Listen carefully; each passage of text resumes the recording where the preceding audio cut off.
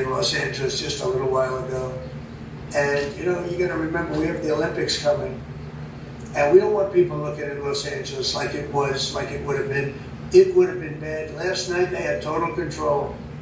We didn't have the military in there, the National Guard, and then we also sent in some Marines. We had some bad people.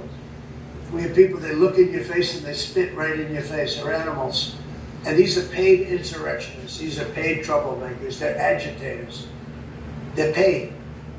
Do you think somebody walks up to a curb and starts hammering pieces out, has all the equipment necessary, and starts handing it out to people to use as a weapon?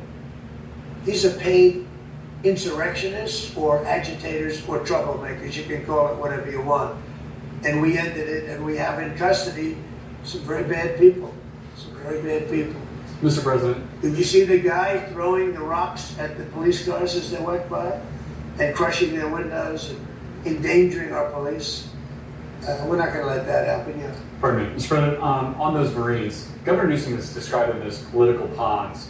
I'm curious for your reaction to that and what you see as the Marines' role and what are their rules of engagement? All I want is safety. I just want a safe area.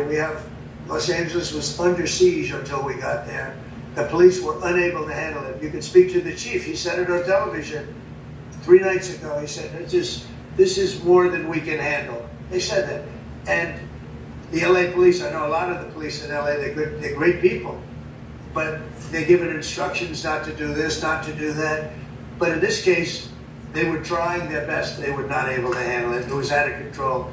When we got there, and you have to remember, I've been here before, and I went right by every rule, and I waited for governors to say, send in the National Guard. They wouldn't do it. They wouldn't do it, and they just wouldn't do it. It kept going on and on.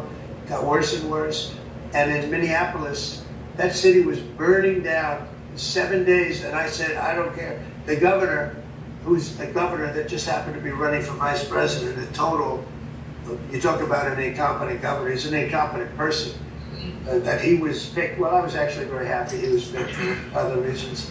But this guy wouldn't call the National Guard. And we ultimately just sent in the National Guard. We stopped it. But that was after 7 days. And I said to myself, if that stuff happens again, we've got to make faster decisions because they don't want to do it. The radical left, it's usually radical left, and it's usually governors that are Democrat, and they don't want to call them in. They don't want to save lives. They don't want to save property. They don't want to call them in. I don't know what it is. We sent them in, not early, we sent them in late as far as I'm concerned. But big problems, as you know, 3 nights ago.